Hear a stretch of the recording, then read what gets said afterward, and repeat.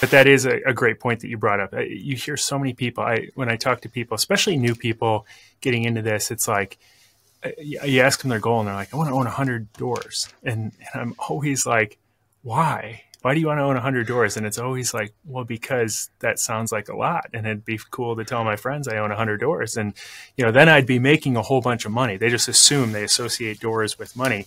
And you might make a lot of gross money, and maybe it's a lot of net money, depending on what those doors are. But the doors themselves have nothing to do, or very little to do, with the net cash flow. It's the specific doors that you're buying that make all the difference in the world when it comes to cash flow. And so you could own 10 doors, like you said, and have a lot more freedom and cash flow than a person who owns 100.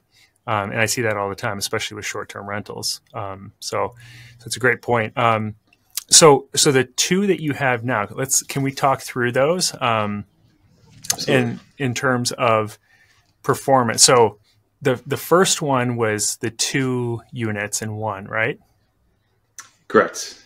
Okay. Yeah, so it's a multi-unit, but it's unique in that it's actually a front house, and then what some people call like a carriage house or a guest house in the back, as opposed to like a traditional side-by-side or upper-lower duplex. So 2 houses, 1 city lot, no garage, but there's a handful of these around Milwaukee and our market, and I assume other Midwest older city markets as well. Yeah, and those can do so well. Having 2 streams of income on one property is huge. So, what did you buy it for, and what is it? What does the performance look like in terms of rentals and occupancy and that sort of thing? Yeah, so we purchased this back in November of 2021. So as I was doing your program, in the inaugural first vacation rental investment blueprint program. So purchased for $315,000. It originally was listed at, I believe, $375,000. Sat on the market for a while. Our market's unique in that we have a lot of old homes in the city, another Midwestern city trait. So there are some quirks with these older homes, and the fact that there was, a front house and a back house, I think really limited the buyer pool, given that families aren't going to like that setup because there's essentially no garage, no yard. And it's just it's a different property than what most people are and most investors are used to in the city. So there can be some concerns with, if I do repairs in this, how will it appraise out? There's not many comps. Anyways, it sat on the market. It caught my eye a couple times, but I wasn't really all that interested. The fact that it was, it's built in 1900. That's a long, it's an old home. Yeah. And not being a handy person myself, I wasn't sure I could tackle what surprises there might be lurking in that home. Anyways, decided to buy it after the price had dropped, sat on the market for a while, decided to take a look at it, and decided I really liked it. I liked the layout. I thought it had some unique character. It wasn't in bad shape. It had a new roof, and it had been sitting for a while. So I decided to make an offer at $315,000. I think at the time it was listed at $330,000 after it had dropped from $375,000, and they threw in, seller closing costs, and they accepted immediately, which had me a little bit wondering how low could I have really offered, and they might have taken it. I think I could have offered lower, but anyways. It's always the first thought after you get an offer accepted, right? Absolutely. So purchased for $315,000 in November of 2021. And then stuck about $100,000 in furnishings and repairs into that home. Now, I'll dive into this a little bit because I think it's good for maybe newbies to hear my experience with this. So I had virtually no handy skills. I had no experience managing any type of project from a construction standpoint whatsoever. And I was excited to get this property. And I remember that feeling I had after closing where I was so excited. I felt like I got this steal that everyone had overlooked in the market. And then reality set in where I had 2 homes that were essentially 120 years old that I now had to figure out how to get these things ready for people to book, for people to go on Airbnb and say, yes, I want to stay here. And there was a lot of work that had to happen before I got to that point. So I'll never forget that feeling that I had. And that feeling stuck with me for several weeks and months after that purchase. So I'll give you the Spark Notes version of kind of what we did with that property, where that money went, and kind of that journey for myself. So Yeah. I found a contractor who I trusted, which was really helpful. He still works, but he doesn't quite work full time. So that was good and bad. He was always available for me. I trusted him. I trusted his pricing and his work. But I think I could have found ways to maybe speed up that process had I shopped around a little bit. But I had a contractor that I trusted, and I wanted to just start getting things moving in the right direction without getting quote after quote. So decided to go with this gentleman, and he was great to work with. Mostly cosmetic stuff is what we focused on, but a lot of cosmetic stuff. Again, you take one home that's 120 years old, multiply that by 2 homes, and a lot of little things start to add up. So we did some new cabinetry in one of the homes, new countertops in both kitchens, some paint, new air conditioners in both units. Midwest summers get pretty hot.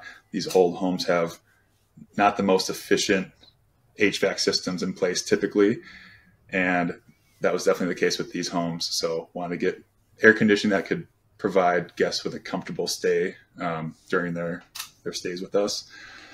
Spent quite a bit of money on electrical, updating fixtures, putting in new outlets. That really took quite a bit of money, the electric work, and I'd probably do less if I were to do that project all over, and I probably overdid it, thinking that I had to get recessed lighting throughout the living spaces when I probably didn't need to. That money can go quickly when you start to tackle electric work, I've learned.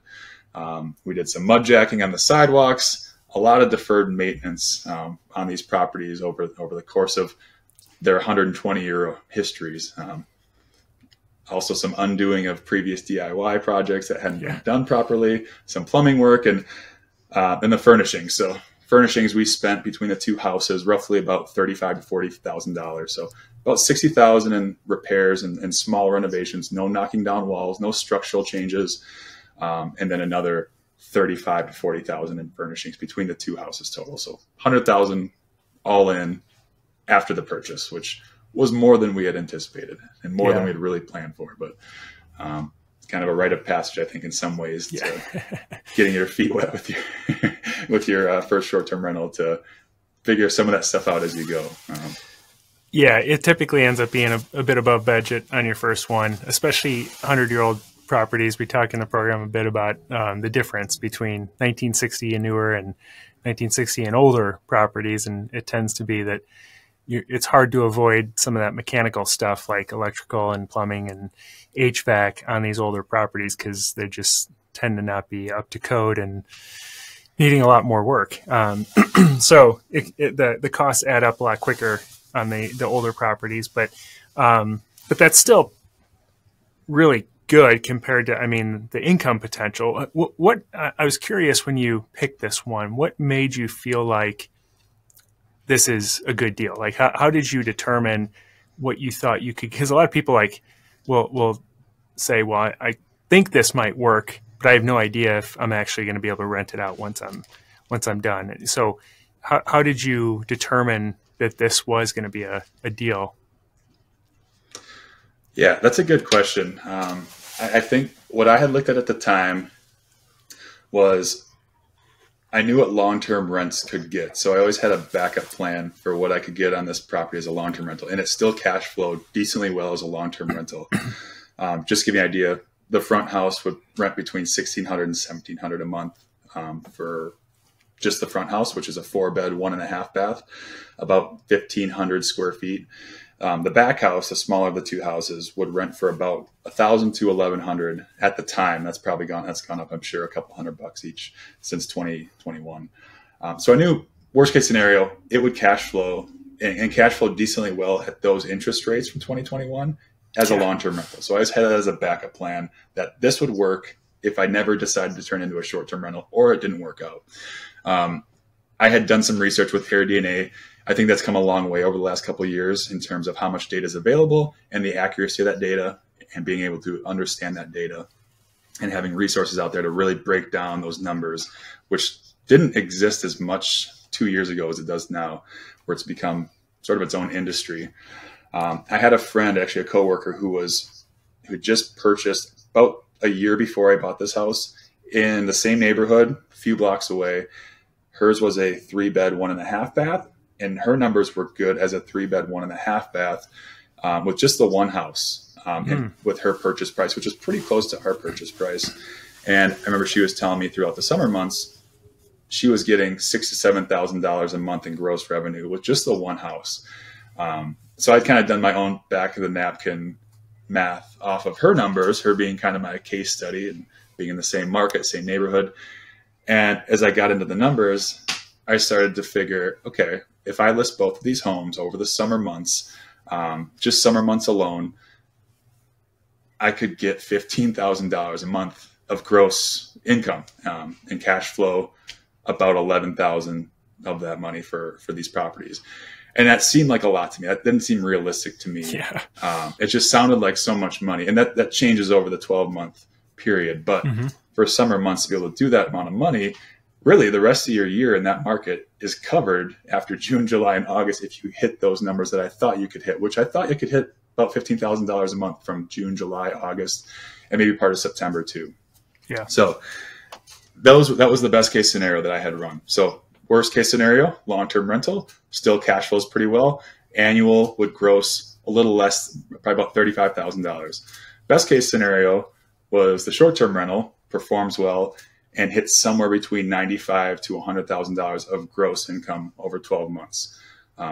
So to me, that seemed like I had the safety of the long-term, I had the upside of the short-term, and it felt like a good deal. And with the optionality of having 2 units, you've got 3 listings. You've always talked about that being an ideal property for short-term rental just because it gives you so many options with the single individual listings and the super listing. So it felt like I was the only in my market, the only person in my market who saw this opportunity and decided to go after it. Yeah. Yeah. I love that.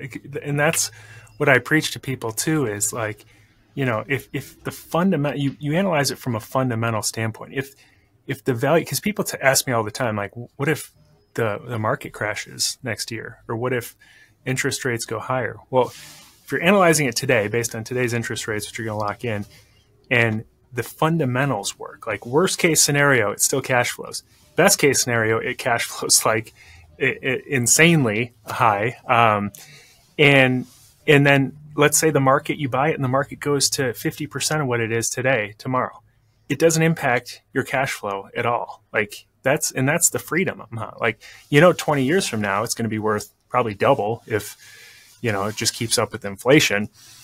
So long term, that properties go up in value, but in the short term, you're making a whole bunch of cash flow in the meantime. So I guess, was it sort of a in between those two scenarios then, or how has it performed? So we've been able to hit that top ceiling outcome that I had projected pretty darn close both years now. So wow. We finished our repairs and renovations in May of 2022. So got it ready just before the season really picks up around here for tourism. Summer is a big market in Milwaukee, people traveling for a number of reasons. And we've been able to launch right before that. I was hoping we'd get a couple months before that, but a 2-month projection turns into 5 months with the renovations. Yeah. And we got it ready by May of 2022.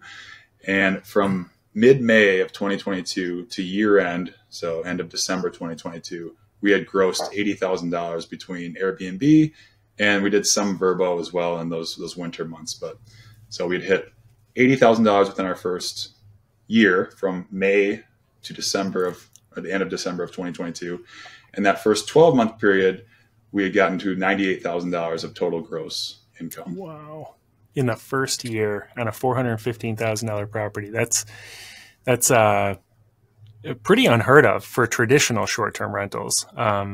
That's phenomenal income. So from a expense standpoint, because a lot of people like to talk about gross numbers because they own a $2 million property and it sounds sexy, but then you look at the expense side of the equation. But for you, from an expense side of the equation, you have a relatively affordable property. So what did that look like? Yeah, so we were able to lock this property in at a 3.75% interest rate on a 30-year fixed on an investment loan back in late 2021, which I don't know if we'll see that again, but was fortunate to lock this one in at that because it makes everything so much easier when you've got that much room to work with. So our monthly mortgage runs us about $17,000 total, all in. That's PITI. But we've got, energy costs. We've got pretty high water costs in our city, which I wasn't really, I wasn't expecting that. I didn't know that was a thing in Milwaukee because we lived in a condo previously, so I never had to deal with that. It's all the beer factories using up all the water. Exactly. Yeah.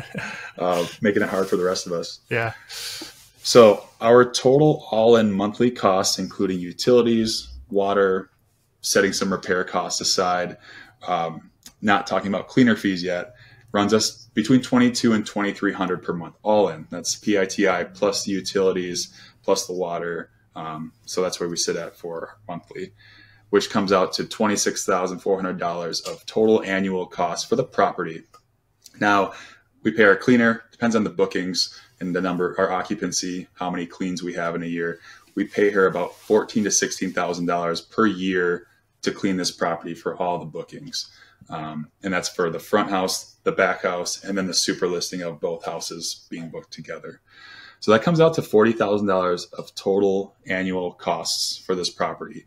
Now, we spent a lot of capital up front on trying to address some things that we thought might be issues down the road.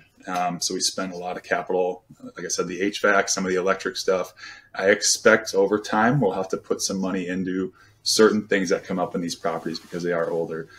But as it is now, $40,000 of total costs, and contrast that with our annual income on Airbnb, which we project will be between $95,000 and $115,000 year over year, depending on the market in Milwaukee. But we've been able to do $100,000 almost in our first 12-month period.